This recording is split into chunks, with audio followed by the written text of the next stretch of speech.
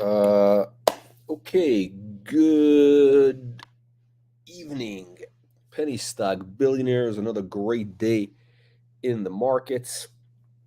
We're going to be talking about how much worse is this market crash going to get?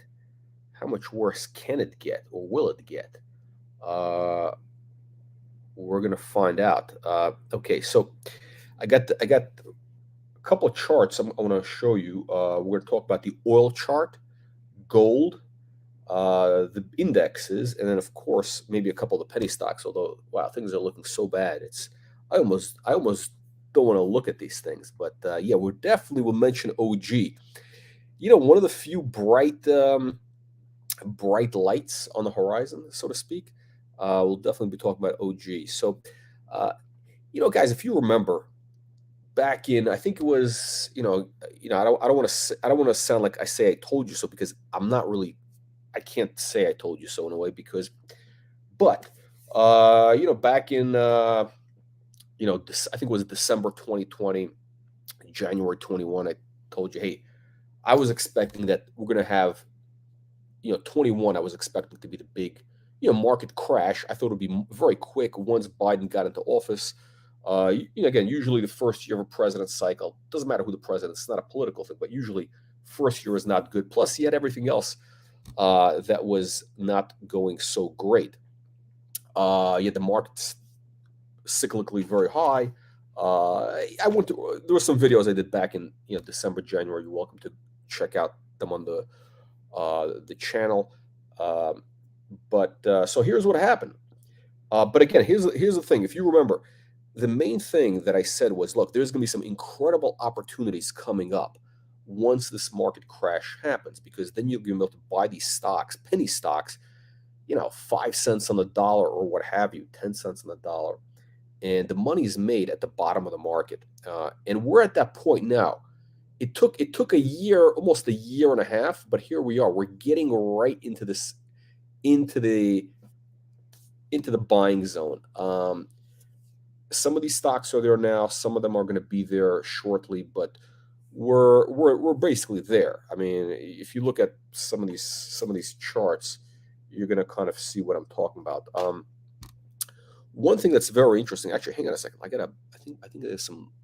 I think I need to clean the lens, the camera lens. So hang on just one second. Let me clean this lens.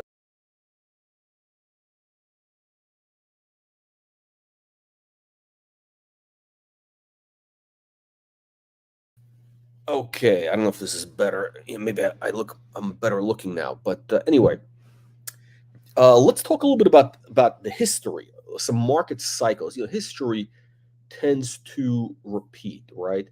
By the way, if you're just watching for the first time, click the like, subscribe button.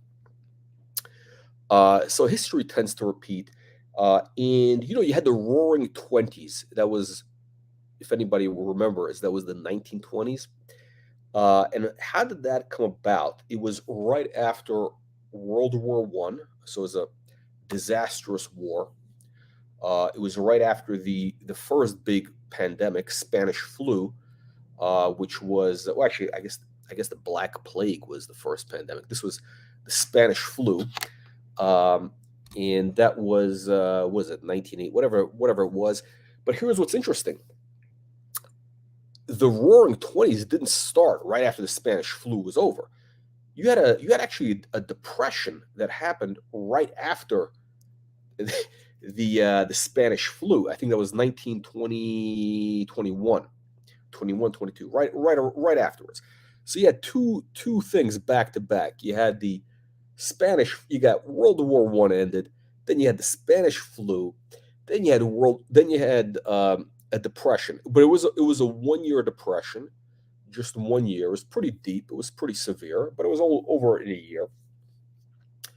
And I think we're in for something very similar. I'm not, I guess they don't call these things depressions anymore because it sounds too depressing. They call them recessions. So we haven't had even 2008 was called the Great Financial Crisis. Nobody's using the D word anymore. So, but I think we could be in Bentley, my favorite car. Yes. Greeting. Good evening from Communist Canada. There you go. So, um, yeah. So basically, you're going to have, I think, a repeat of the same thing. Now, I think we're going to be in for some incredible booming times. Probably a year from now, year and a half from now, once the great Emperor Trump returns, Emperor for life in 2024, followed by the Trump dynasty. Maybe we'll get what's his name, the Junior. Then we'll get Ivanka. Then we get Barron. So we're gonna have a whole the great dynasty of Trump. The democracy is gonna be over in the U.S. It's gonna be just the Trump dynasty, and then it's gonna be an, a massive economic boom. This democracy thing is really for the birds. It's not really working. We know this. Um, so we're going to have the great Trump come in and straighten things out.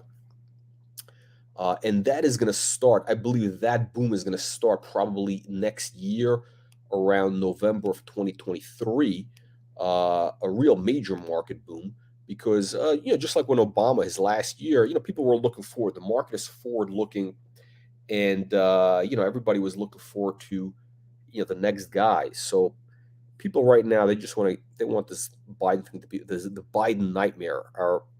Our national nightmare is keeps going on, but at some point everything comes to an end, right? So okay, so here's what's going on. So back to history rhyming. We're going to have, I believe, a pretty deep recession. Now they're talking about it, but now it's becoming more real. You have companies talking about it. So I think we're going to be in for some rough times coming up. The market is forward looking. You see stocks starting to crash, right? The market's forward looking by 6 months. So what is the market looking at? Let's call it September. Something is going to happen in September, October. I don't know.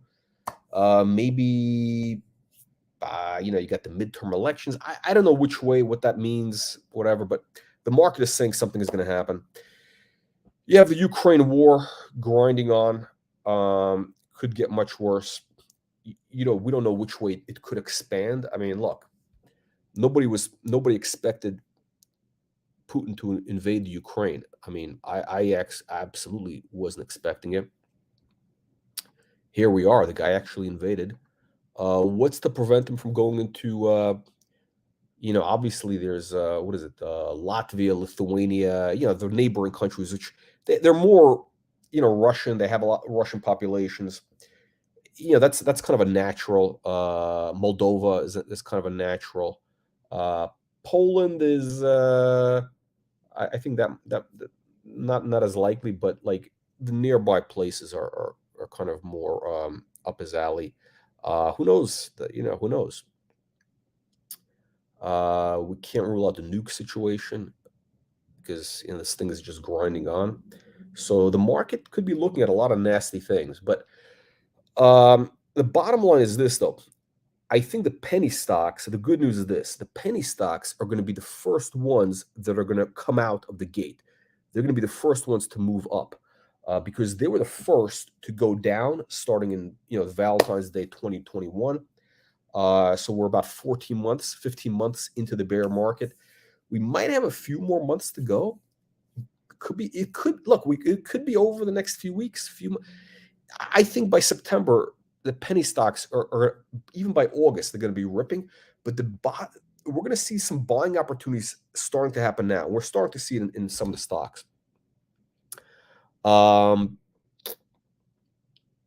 let's first look at gold. Oh yeah, so penny stocks, disruptive innovation is going to be the first out of the gate. Those things are really coming into bottoms now. After that, 6 months later is going to be like the major indexes, the Teslas of the world, the Googles, Amazons. Those are probably going to bottom in the first quarter of next year. But the stuff that we're going for is going to start booming in the next couple of months. So yes, yeah, this is You just found out? Yeah. So, okay, but let's look at the oil chart. Let's look at the oil chart. This is very interesting. Um, you know what? This chart looks like it's ready to explode. I really wish this looked like one of our penny stock charts, but it's not. It's the oil chart. This is the oil futures, June futures. Uh, Shit, I haven't looked at futures in so long. This brings me back to memories when I worked in the New York Mercantile Exchange actually, I was a phone clerk for the platinum and the palladium pit, right next to the oil. And yes, the oil, I haven't looked at this in quite a while, but this thing looks like it's ready to explode. I mean, I'm talking about new highs like 180, 180. Think about that. You got this thing coiling. This is the 4-hour chart, by the way. This is a short-term chart for all you low-life degenerate day traders. This thing is coiling. It looks like it's just ready to explode. Oil wants to explode. I'm telling you this right now. It's above the moving average or above the MACD line. This is the 4-hour daily. I mean, you got kind of this pennant happening here. It wants to go higher. Okay, you want to see something crazy? Let's take a look at a weekly.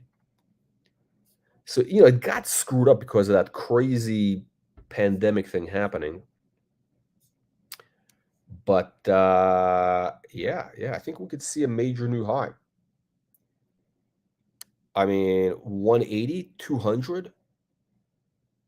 Yeah. We could see a super spike in the price of oil. Who's ready for that? I don't know. Who's ready for a super spike? I mean, that is going to destroy the economy. Think about it, right? Oil goes to 200. You talk about inflation. I mean, $200 oil. I mean, forget about it. You got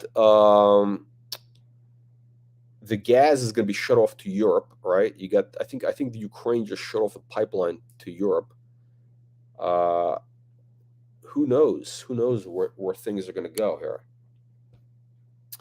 But yeah, definitely, definitely things are looking very bullish for oil. Now let's take a look at gold. How do I get my gold chart? Yeah, let's punch this up. What's weird is this. How do I get it? Okay, here's the weird thing. Gold, this is the weekly chart. Gold is looking pretty weak, actually. Gold is looking pretty weak. We're falling below the moving average, June futures of gold. It's looking pretty bearish. I mean, it looks like it wants to drop to, 1,600. I don't know. It wants to go down. Gold is not looking strong over here. So,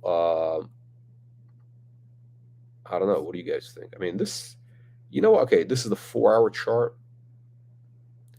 The 4-hour chart looks actually quite bullish. It does look bullish. So I don't know. It's a little confusing. It could pop. I don't know. I'm looking at the 4-hour chart. The 4-hour chart, it's possible. It is possible that this could turn here. And then, of course, the MACD lines will turn. And we could see gold resume higher. It would be a very weird type of bottom, though. It's kind of like a, gold is always, the problem with the gold charts, they're always screwed up. So disregard what I said about gold looking ugly. The gold chart is always weird. It's always it does these weird turns. It's just not, it doesn't run smoothly. So this is the thing I hate about gold. It's very, and I've mentioned this before. It's just a nasty chart. Charting wise, it's nasty. Whereas Bitcoin is very, you have very good charting over there. Okay, so here we go. Short-term chart on Bitcoin. Actually, let me pull up the daily here. Okay, so Bitcoin, we're breaking below the 30,000. That's the key level of support, and it's trying to hang on. It's almost like hanging on by its fingernails, hanging off a ledge by its fingernails. and really, it's just trying to hang on for dear life. And as soon as it breaks, it's just going to collapse. You're having this thing now. What's happening with these stable coins? You have guys talking about these stable coins as actually not that the stable. They're collapsing or something. They're not as stable as they thought they were. Right? They're like they went below the buck, just like what happened in 2008. You had money market funds break the buck. That was a very, very how shall I say, cataclysmic event. You had a couple of these weird structured products that were very popular in the 2000s. I think what the hell they were called. They were these, but they were sold by UBS, whatever. I mean, I actually had a chunk of cash in at UBS with one of these weird money market products, and all of a sudden it was locked up. It was locked up for months. Uh, Believe me, this was not fun because I was actually supposed to be liquid capital for business expenses, and it was locked up for months. Um, Finally, I was able to get the money, but it was not a fun experience. And I think Bitcoin is going to go through something very similar. People are going to lose confidence in Bitcoin. By the way, if you're brand new to our channel, click the links below if you want to subscribe to our Telegram channel. Press the like or the dislike button on our YouTube channel. Subscribe to that. And yeah. What else is going on here? So Bitcoin is looking pretty ugly. We might have a short-term rally, but I think it's pretty much done here. I think we're going to go to 10,000, then 2,000, and it's going to wipe a lot of people out because there's, like the Bitcoin thing has become a religion, and it's a false god. The real thing that you guys need to worship is penny stocks, not Bitcoin. Bitcoin has no real economic value. I mean, there's nothing really underlying it. Whereas when you invest in penny stocks, you're basically helping society move forward. You're helping create liquidity for companies, which this money goes to research. Yeah, we'll get to the OG. We'll get to the OG in just a second. You may have to sell that sailboat. What is that? That looks like is that a 36 foot? Is that a 36 foot? Is that a Hunter or something? Looks like a 36 foot sailboat. Hopefully we can get you upgraded to like a what is it? The what's the good sailboat? The Swan.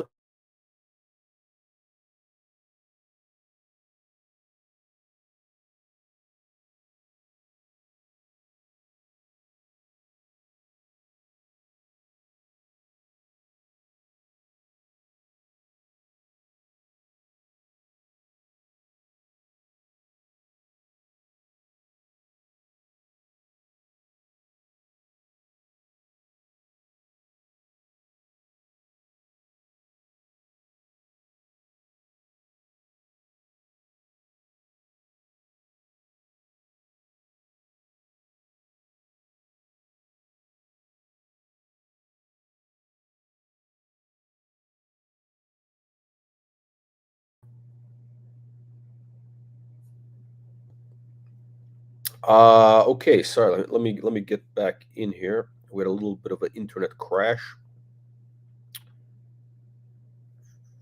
Let me get that chart back for you.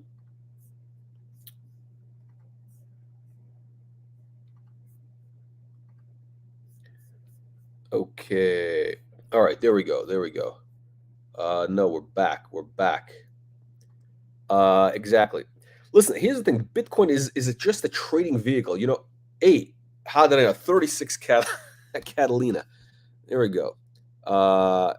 Catalina, is that they have that in Canada? You're in Canada, right? That's a Catalina is really a California. It's a West Coast boat. Maybe somebody imported. Um, so yeah, we gotta upgrade you to like a Swan, like a 50 Swan, something fully loaded. You know, once OG goes to $2.50, $5, maybe you get two boats. I think Larry Ellison, who's the guy that had the massive sailboat, which had the huge, what the hell was it called? It was the Rising, so some crazy boat. It was like a bought in Canada. in Canada. That means if you bought in Canada, that means in the Toronto or something, the East Coast. That's crazy. That's a crazy. That's an insane trip. That's an insane trip. Um, yes. So Bitcoin basically, I think we're going to crash down. And that I think the Bitcoin at 2,500, when Bitcoin hits 2,500 or even like 10,000, that's going to represent the bottom in the markets. I mean, that's going to be a massive buy signal. Guys, I got to tell you, like right now, there are some stocks that are looking really, really good. Organic Garage, Origin Foods is one of them. But you got others that are like, really getting very cheap. Some things are going to get cheaper. And we're going to see incredible buying opportunities. But okay, so Bitcoin looking very bearish.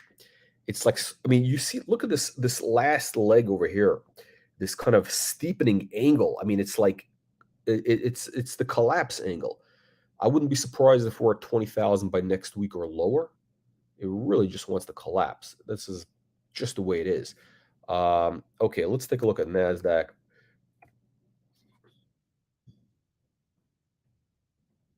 which is there we go. Yeah, so this thing,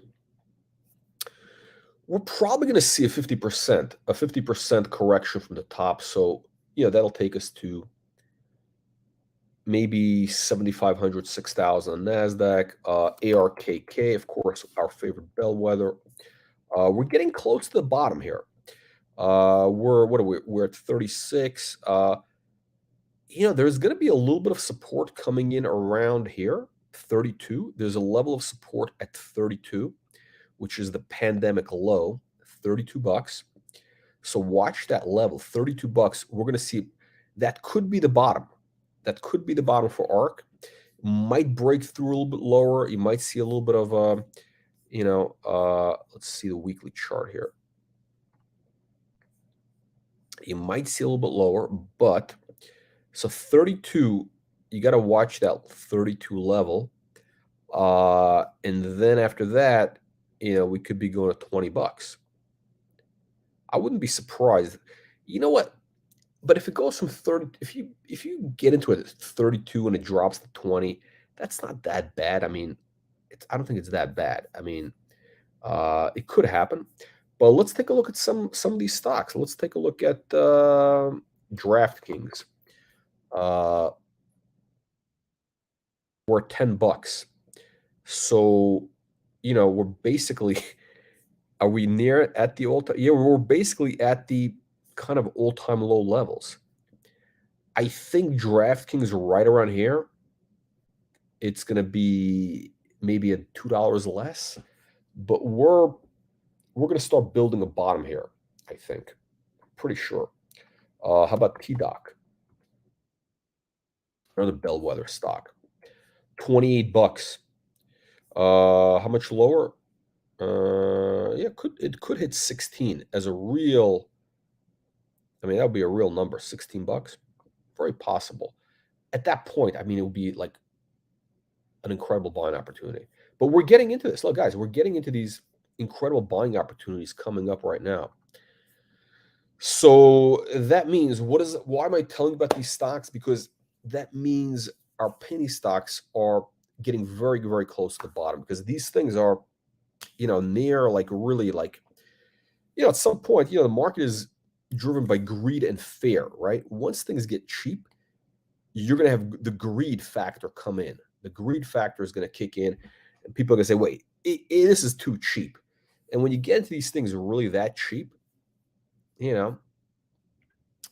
that's it. Okay, how about Tesla? Let's take a look at Tesla.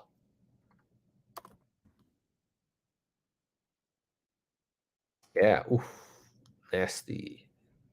This is the weekly chart. I mean, we could drop to 250. No problem. Very easy. Very easy to go to 250. So we're below the moving average. We got this double top. The Tesla thing is just accelerating to the downside. We could easily drop to 250. I just hope Elon is going to have enough money to buy Twitter.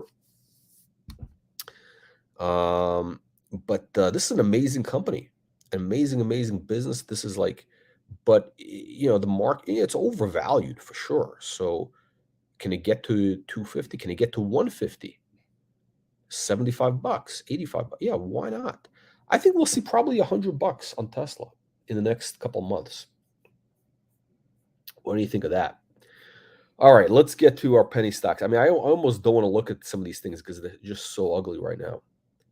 It's painful. It's really painful. They're really going to test you here. But this is where the money is. Yeah, I'll start with some of the better ones. Nova Mentis. So it's a stock we introduced at, I don't know, was it 8 cents or whatever it is? So it actually, look, this is actually,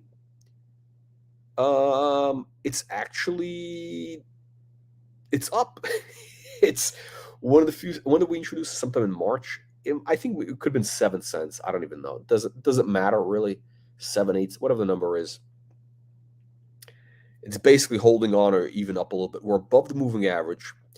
Again, this is a biotech psilocybin-based therapeutic for autism, essentially. The Fragile X syndrome. They're going to clinical trials in July. Phase 2A, going into the clinic. So if they could have some very good data, they already had the psilocybin is being shipped to Canada for the manufacturing, for the capsules, for the trials. So this thing is legit. This thing the train is moving forward, right? So you're going to have basically a binary event here. Either they have good data, they could have great data, and the stock goes to 25, 50 cents, a dollar, $2. We see this happening with biotech all the time. Or there's not going to be good data. It's going to be like, okay, whatever. Then they come back. But if you watch some of those videos with Dr. Marvin, I mean, this guy's his whole business was doing essentially clinical research. That's what he was. He was essentially a clinical research wholesaler, if you will, for a subcontractor, doing that for Pfizer, other companies. He knows what he's doing. So he's going to design this trial in a way that it's designed for success. So the study is designed for success. I really highly recommend you watch the videos with Dr. Marvin so you understand, you develop a comfort level to understand the fundamentals over here. I mean, this is the real deal. So Nova, I think, is looking really good. Biotech, look, if you see some of these biotech stocks, again, these things are moving. As soon as they have data, even in a market like this, these things are doubling. Pharma drug, another one. LMLF. In the U.S. Now we're below the moving average, and now we dropped below here the last few days. But it still has a very strong level of support here in this 4-cent range, 3.5 cents. I don't see it going lower. And again, we're waiting for data. There's going to be a lot of news flow. So this thing could pop. And, we've seen this thing move before. So it's one of these stocks, when you see it kind of start to move above, let's say, nickel, you want to jump on. I think that's basically it. I mean, you could take a shot over here, but the smart move is to buy it when it breaks above 5.5, 6 cents. That's the smart move. Or if you're a low life day trader, you can buy it here. And that's what guys are doing all day long. They're buying it like 4 cents, selling it at 5.5 cents or whatever. That's their big, that's their daily masturbation. But these two biotech stocks, very cheap right here. I don't see them going any lower. Let's look at. Oh, by the way, AIML back on the program. We're going to be doing a video with them very shortly. So I think you can be very surprised. I think you'll be very happy with what you're going to learn about AIML. I think you'll be very happy. So stay tuned. The next few days, there's going to be a video with AIML dropping. I think you'll be very impressed. So let's see here. Okay, let's get to, I'm going to go to Organic Garage in a second, but let me first talk about Nextech. So this chart is looking pretty ugly, as you can see, right? And we are at the, support level. This is the big number here, pretty much. Yeah, this is you're getting into it here at the 2019 levels. So we introduced this in July of, I think it was July or August of 2019. It was right at these levels, like 50 cents or something. And you saw what happened. It went to $10. I think the same thing is going to happen. At least $5, right? But first we gotta turn this thing around. You have a fund that that they did this financing with H.C. Wainwright, and it's been brutal. These guys have just been dumping shares. At some point this is going to be over. It's getting too cheap, and look, the fundamentals of this company are. I mean, this is the pure play on Web 3.0 for e-commerce. We talk about it in some of the videos.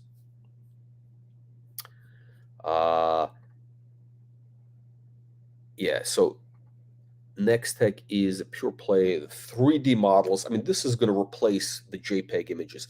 You go on Amazon, again, this is the metaphor I use.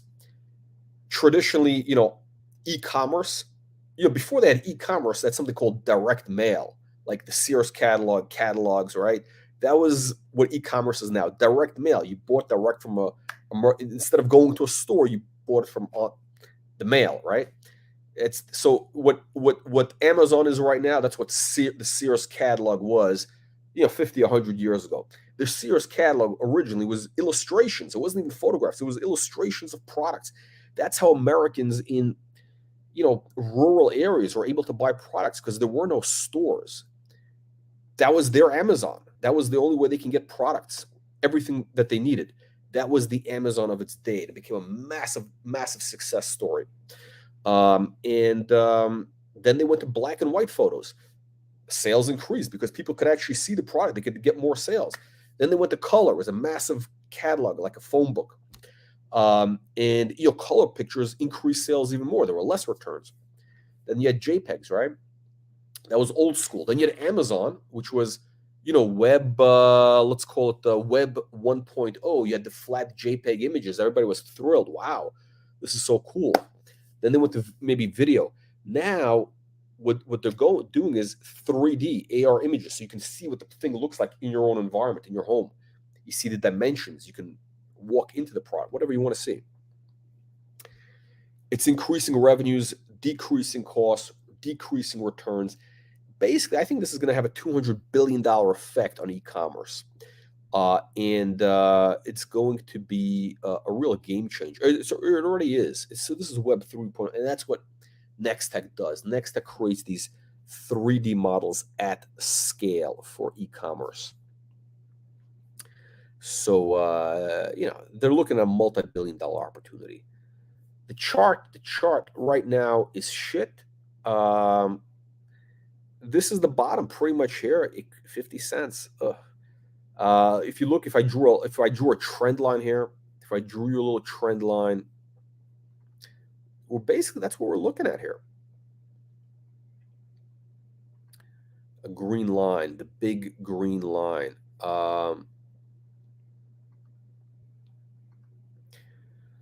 There it is. There is your key support. I mean, the smart money, though, is to buy it once it builds a base and breaks above the moving average. That's the smart move to do. If you want to take a shot, you could do it here. But if you want to wait till it breaks above the moving average, you're gonna leave some profits on the table, because the moving average is right around $1. This thing is 50 cents. So we're getting, I think the bottom is being made here. Could go a little bit lower, very possibly. I mean, it's going to test people, no question. Okay, let's go. Oh, let me clear this. This is the wrong chart.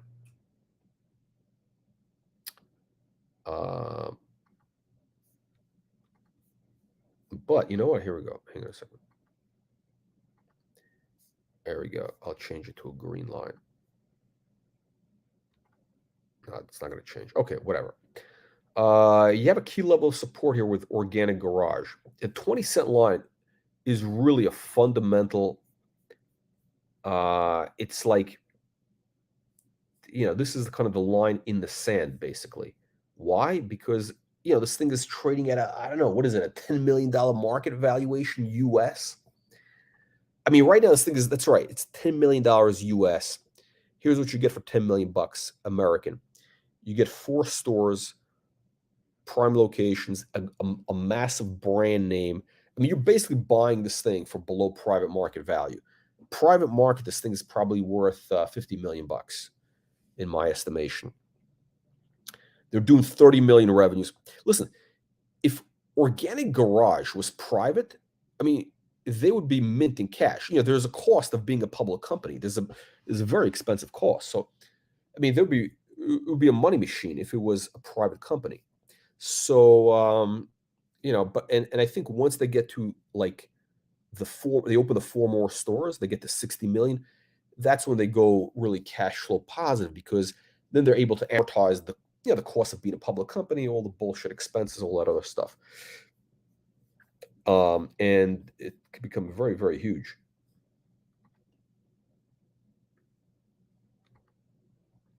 Yeah, so here's the thing. Okay, guys, there's 2 parts of the story with Organic Garage, right? They got the stores, which there's two growth stories. Growth story number 1 is you take Organic Garage, you take those stores and you scale it. You scale it globally, right? You license to the name, whatever you want to do. Phenomenal brand name, phenomenal merchandising. The guy is an absolute merchandising retail genius, right? I mean, they can go from 4 stores to 500 stores in 2 years if they really stepped on the gas. It's been done. They can in Toronto alone, which is like it's like a third world country there. I mean, there they can open 25, 30 stores. I mean, the market's big enough for that. The big game changer, I think, is going to be when they go into the US. This company needs to be in the US. They must be in the US. And I think at some point they're going to have no choice. Listen, yeah, we have to. This is what we have to do, basically. If you see right now, the stock is starting to trade more in the US than it is in Canada. Since Wall Street Reporter got involved with this, the US market has really gotten into it.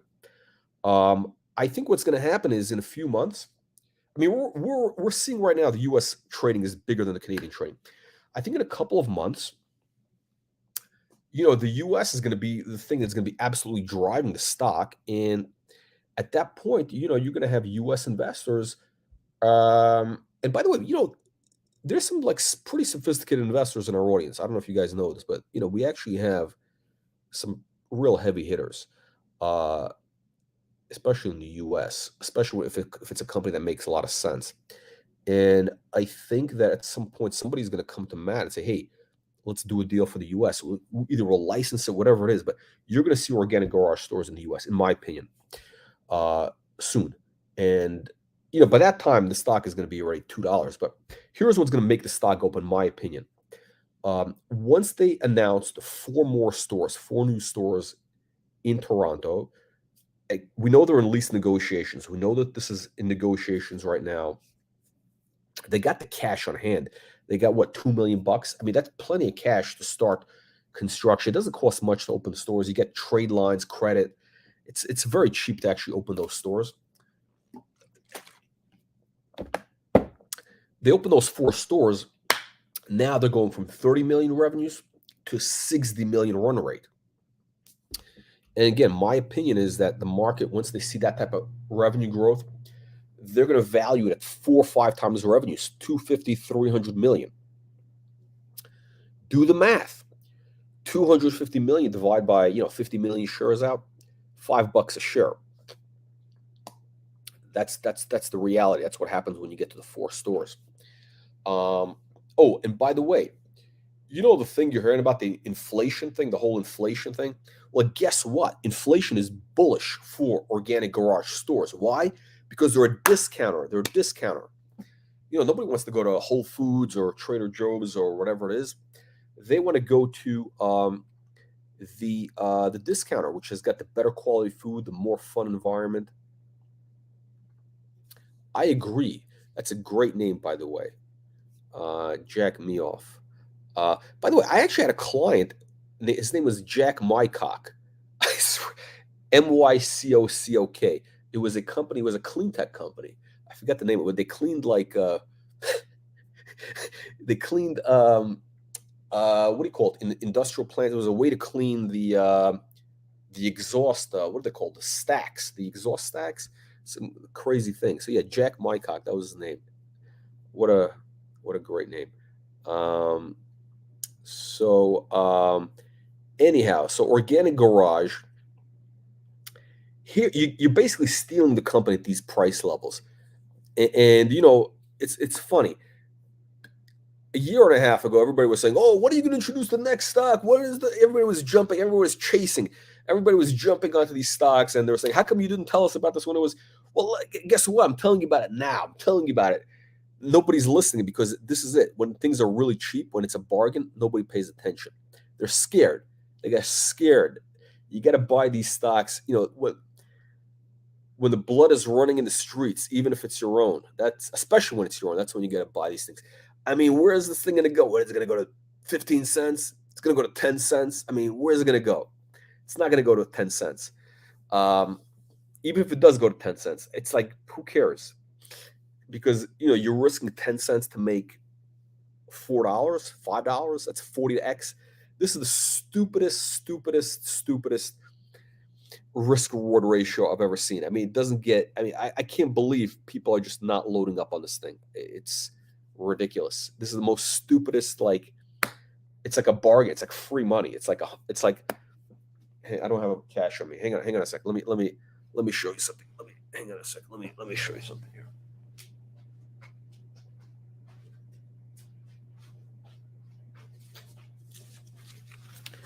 Let me show you something. Okay. It's like this, right? This is real money. This is not Canadian money, by the way. This is American money. It's like I'm giving you this. I'm giving you this $100 bill. Imagine I'm giving this $100 bill for $5. For $5, I'm selling you a $100 bill for $5. That's basically what Organic Garage is right now. It's like a ridiculous thing here. Because this thing is trading below private market value. I mean, you got massive catalysts. Stupidest thing I've ever seen in my life. Anyway, it's a market opportunity basically here, right? This is it. Don't tell me 6 months from now, oh, we should have listened. Oh, we should have bought. Blah, blah, blah. By the way, none of this is advice. I'm not giving any advice yet. None of this is where is it? Not a recommendation. Let me run my disclaimer. Not a recommendation to buy or sell securities. These are high-risk stocks that could all go to zero. Anyway, Organic Garage, amazing story. I'm sorry, I got distracted here. As some of you people know, I am known for not finishing sentences or whatever. So yeah, let me get back to this. So there's two stories. There's the growth story with the stores. That's all I personally. That's what I care about, right? To me, that's the $5 stock. And then there's the guys who care about the plant food, the CPG stuff, which is very nice. I mean, it's a great thing. Okay. And again, they got the team in place that's built those billion-dollar brands, right? They've taken brands into 10,000 stores. Matt's and those guys have talked about how they can, get into, heck, and they can scale to 50 million in revenues if they get into, whatever it is, 5,000 doors, whatever the number is. Yeah, it's that could be huge, right? But I think that the store is actually the real story, because I'm deep down, I'm really like a value investor. To me, the plant food is an unknown. I mean, I'm just being honest. I mean, to me, it's unknown. I don't know. It's a new thing. Who knows where it goes, right? But the stores, they're already there, and the catalyst is immediate. I mean, the beautiful thing is this: retail stores, the store model, the restaurant model. The beautiful thing about it is once you have a system in place, it's that franchise model. Once you have the system in place, you can scale it infinitum. It's a cookie cutter, stamp it out like McDonald's. Once you got that McDonald's going, once you got the milkshakes going and everything else, you have the systems, the books, the manuals. You can replicate that to a million stores.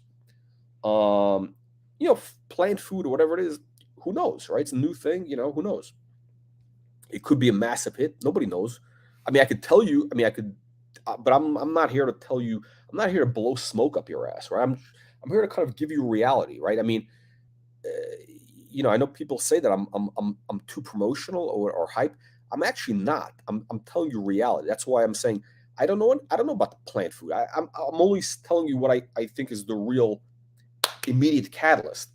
And I'm perfectly happy to see four more stores open, 60 million revenues, and get to 250 valuation, $5 a share, even 250. Let's say it only goes to 250. Wow, only a 10-bagger. We haven't had a 10-bagger in a while. Maybe this will be the number 10. Anyway, but the plant food, yeah. So back to your question. The co-packer, everybody's got, I think the problem is everybody's very focused on this co-packer, which is the thing that they need to scale the plant food. And I guess it's taken them a while to find it, because they got to find some place that could do it at scale, that could support 5,000, 10,000 stores ordering, and to get them the quality that they need. And these guys are serious guys. Look, Matt is a very serious guy. He's not going to do something unless it really is high quality, and it's real. I mean, he's a very, he's an operator. He's not like one of these pumpers. He's not a pump CEO. He's a real guy. So it's going to happen. AIML. Okay, so I'm doing the interview with Tim tomorrow. Because of a timing issue, it's going to be a recorded interview, and we're going to post it online. So it's not going to be live. It's going to be recorded, but it's going to be out tomorrow sometime early afternoon, probably around 1 o'clock. So I'm giving you the heads up right now. So the interview is going to be posted online. I think you'll be very happy with what you learned tomorrow, just being candid. I mean, I learned something. I was talking to Tim, and I was like, what? How come you didn't tell me this before? By the way, just so you know, I actually, not only, I mean, if I knew this, I actually bought into their private placement. So I wrote them a check for, $150, 150 grand Canadian, right?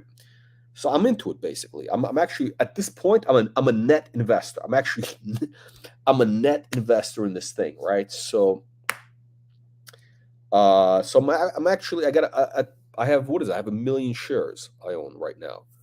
It's restricted, by the way, just so you know. Because I think it could be a 10x. I mean, I think they have enough there to be a 10-bagger, right? I'm not just giving people money because I'm stupid, right? Especially for that type of private placement bullshit, right? But anyway, if I knew what they have now, and you're gonna find out about it tomorrow. I was like, shit, if I knew this, I would have bought more. Of course, this is not advice. Do your own due diligence, as they say. But I am super impressed with what they have right now. I think you'll be very happy. So tomorrow, AIML tomorrow. XTM probably in about a month or so, a couple of weeks. I think they're basically like waiting to have some more news. This is the usual thing that happens with these companies. They maybe they got a little bit ahead of themselves, but they're waiting for some news. I think there was a deal that we're working on. I don't know, but they'll be back.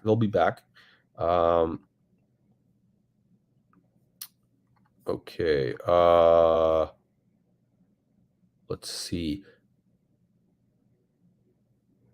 Did I cover everything? I think I've covered everything, right? I think I've covered all the main stocks that I think are the big movers. Yeah. So anyway, I'll see you tomorrow. AIML video will be up tomorrow. I think you'll be very happy. Organic Garage, stupid cheap right over here. Next Tech, we're going to see a turnaround very shortly, I believe. Watch this thing the next couple days, maybe a week from now. They have some tremendous news in the pipeline. I mean, this company is really a very impressive operation at this point. So that's what's going on. You got to keep perspective in these markets. You got to keep perspective. Overall indexes are going to be ugly. You're going to see horrible headlines. Oil is going to explode, I believe.